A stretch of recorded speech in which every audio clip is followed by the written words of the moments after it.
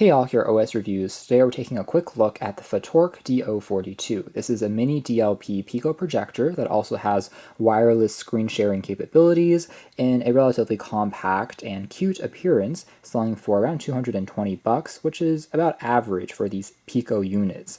This particular model though, like most of the DLP projectors, has a native resolution of 480p, so it's not going to be the sharpest in the world, but it's really about the compact form factor and overall looks better than you would expect, I'd say, considering how small it is. So if you're just looking for something quick to take when on the road, projected onto the ceiling, has auto keystone correction via an accelerometer, around the size of a Coca-Cola can, so it is quite compact here. The bulb is rated to last over 30,000 hours, quite a long time, and otherwise has what's supposed to be 360-degree speakers that will get you some pretty immersive sound. So inside of the box, we have just a quick start guide, as well as a user manual that documents how to set it up.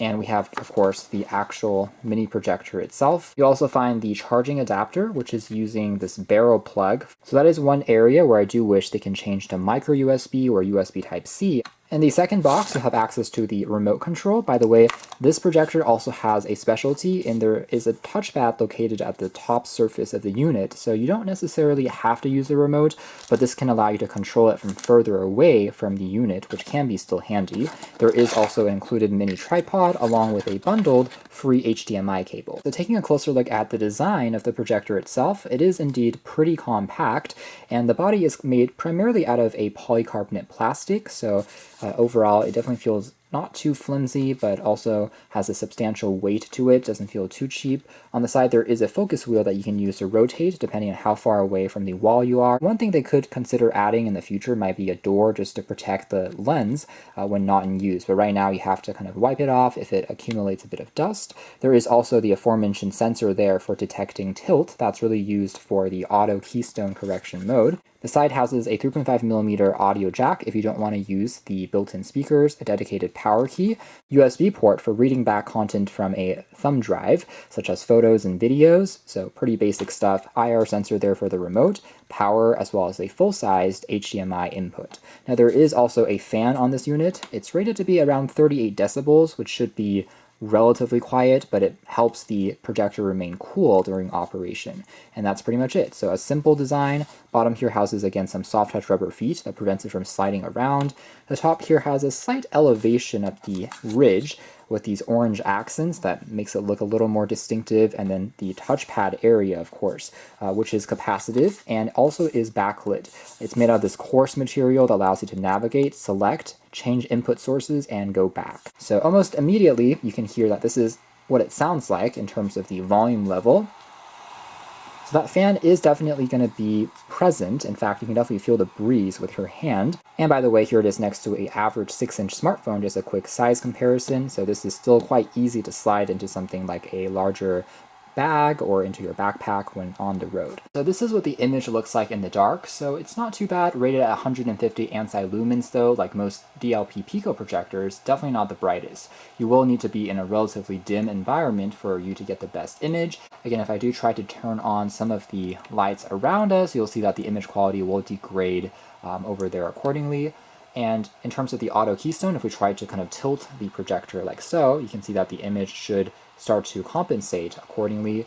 So it will try and always keep things relatively flat when projecting it onto the wall. However, if you are trying to be nitpicky and zoom all the way in, you can still make out a bit of pixelation, as you can see there on the edges, that becomes again more apparent the further that you stretch the image. Right now, the virtual screen size in front of us is around 25 to 30 inches, so not the largest. I would personally recommend this to go upwards of 80 inches and kind of keep it at that. If you try to kind of stretch it too much past that, you're just going to get more fuzziness in your shots. But overall, definitely not too bad. In terms of all the controls, they are pretty responsive and they are backlit, so we can see that it lights up in the dark, making them a little easier to press, although they will go to sleep after a moment or two. Playback, again, files locally stored on a thumb disk, but I can also navigate around here onto the side to go through setup, connecting to a different Wi-Fi source, turning that on or off, as you can see there. Some basic projection modes, including whether you want to mirror the shot, as well as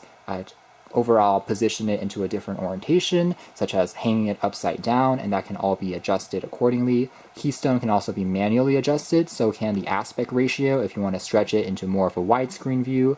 Picture mode will also allow us to change the contrast as well as the color saturation, and it does support both 2.4G and 5G Wi-Fi, which is good, although hunting and pecking using the keyboard can be a pretty painful process. And if I do go over to, say, the screencasting, you'll be able to select the type of operating system and device that you want to connect to, whether that's iOS, whether that's going to be Miracast for Android. You can also select Windows casting as well for your computer. The thing about wireless screen sharing is it's always going to have a little bit more latency as compared to, again, using HDMI, for example. So this is going to work good enough for just sending out a quick image that you may want to share with family and friends, just pop it onto a larger screen experience. Now going over to the HDMI connection mode, which can get us the highest quality in terms of latency and resolution, we can try and see how it fares if we're playing back kind of a quick clip, and also hear what the speakers sound like.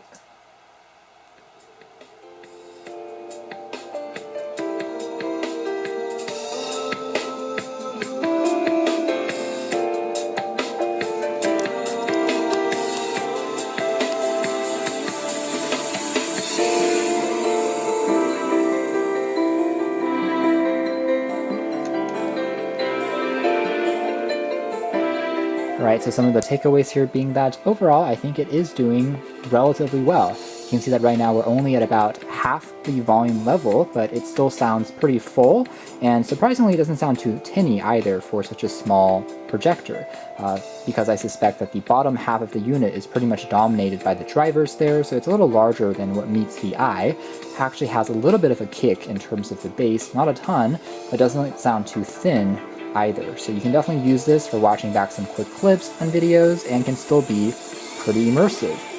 Takeaway here I think is that, again, even though it's only native for 80p, for the most part it can still be an enjoyable experience when looking at larger objects on the wall, can still be pretty cinematic, and the colors do look pretty vibrant as well.